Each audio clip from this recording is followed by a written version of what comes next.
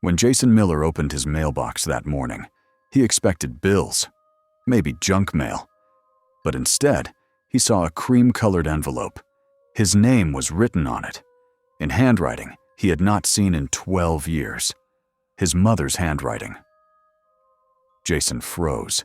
His mother, Emily Miller, had died when he was 16. A sudden illness. That's what his father had told him. His hands trembled as he opened the letter. Inside, one sentence. Jason, if you are reading this, I am already gone, and you must know the truth. Do not trust your father. His heart pounded. His father, Robert Miller, was a respected businessman. Calm, caring, the man who raised him alone after his mother's death. Jason reread the line again and again. Do not trust your father. The letter continued. I am writing this in secret. If anything happens to me, you must look inside the old piano, behind the third wooden panel. Promise me.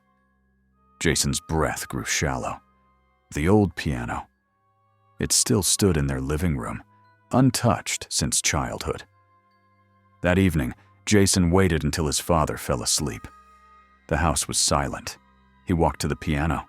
His fingers shook as he pressed the wooden panels. One of them moved. Behind it, a small metal box.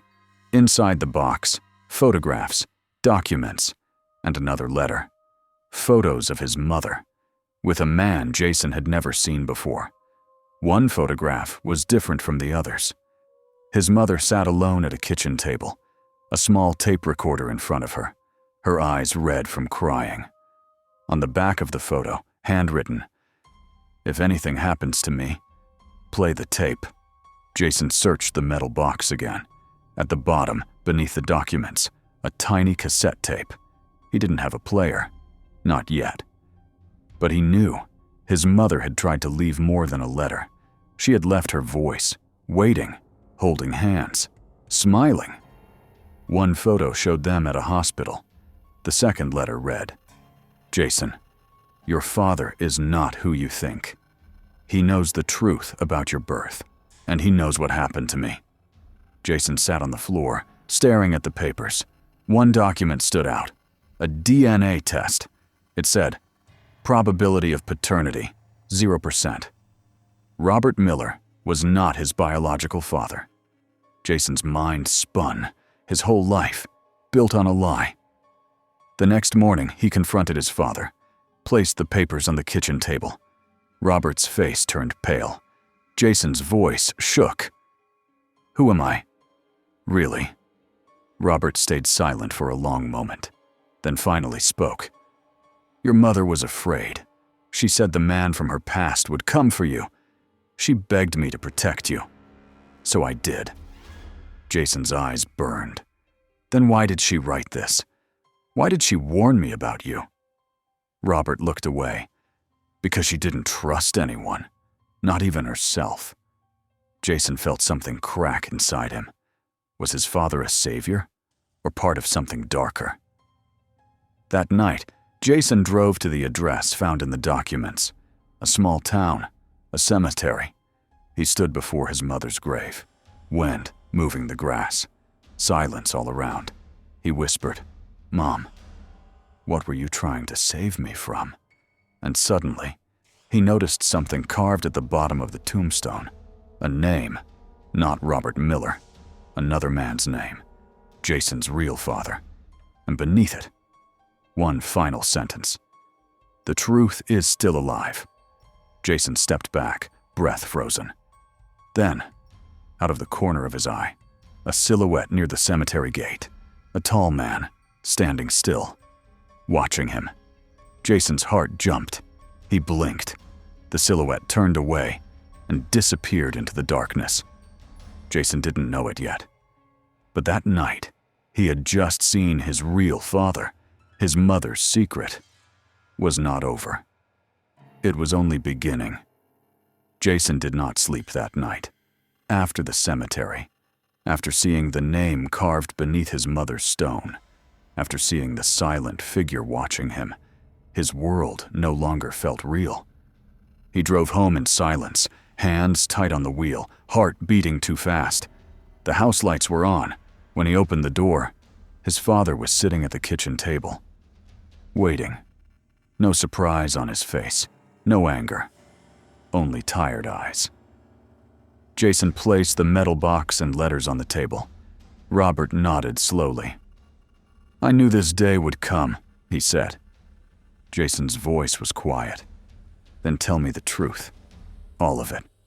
No more lies." Robert exhaled, like a man finally dropping a weight he had carried for decades.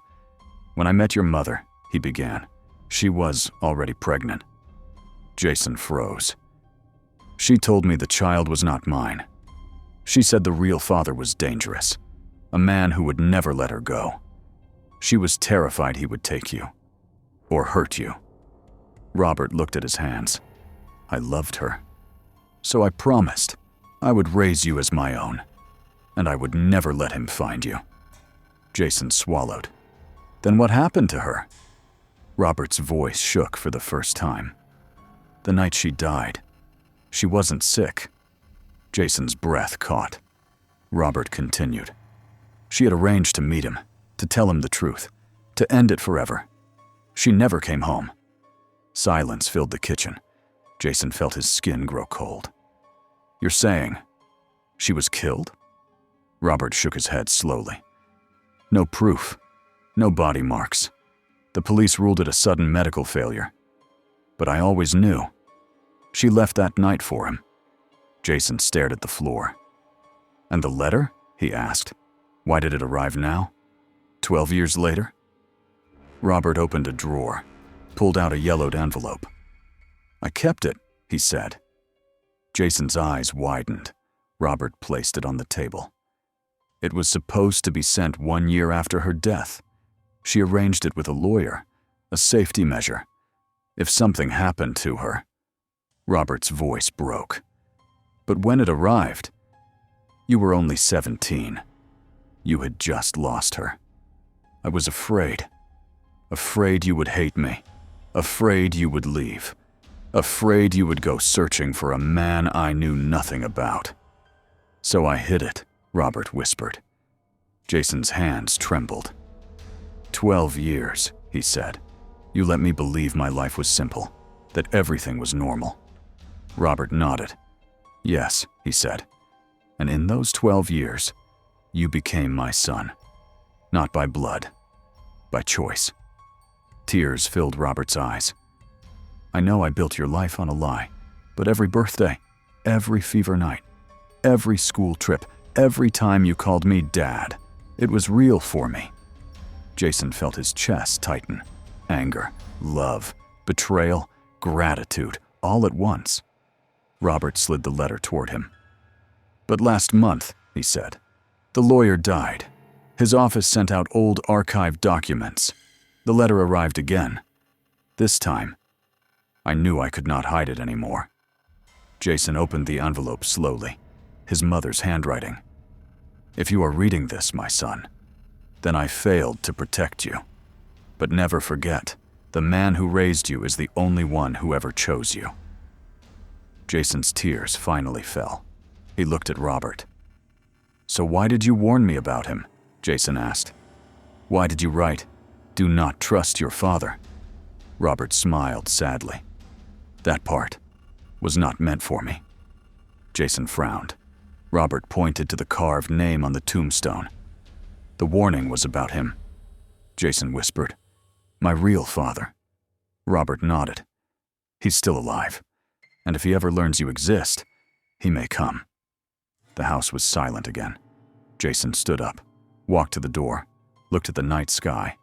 Then he turned back and sat beside Robert, not speaking, just sitting. Two men, bound not by blood, but by truth at last. And somewhere in the dark, a man who had watched from the cemetery was now watching from much closer.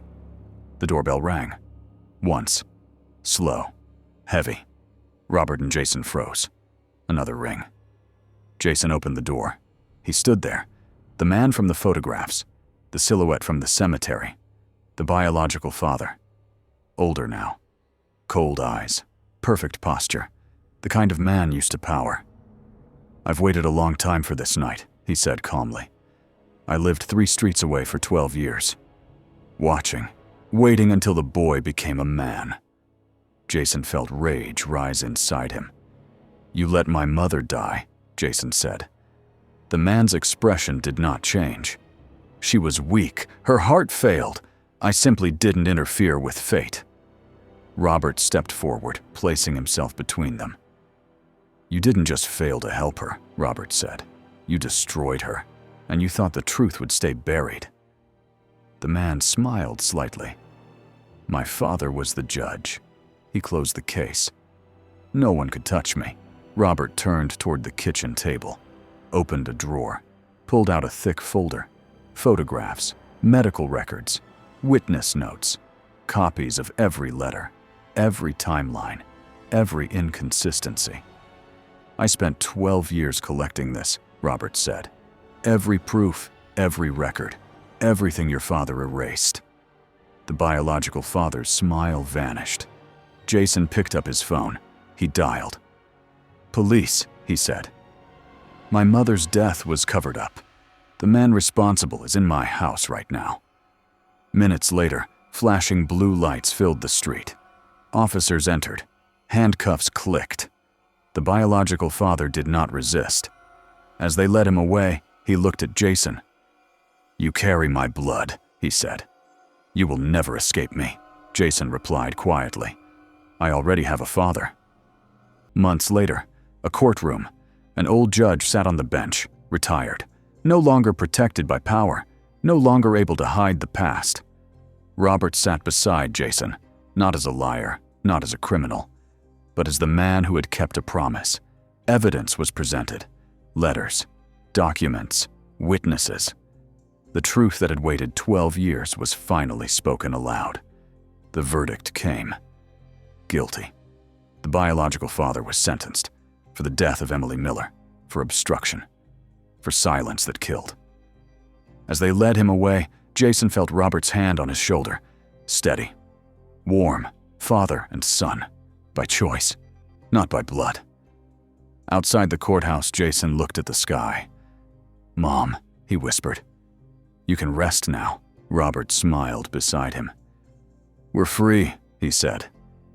And for the first time in 12 years, they truly were.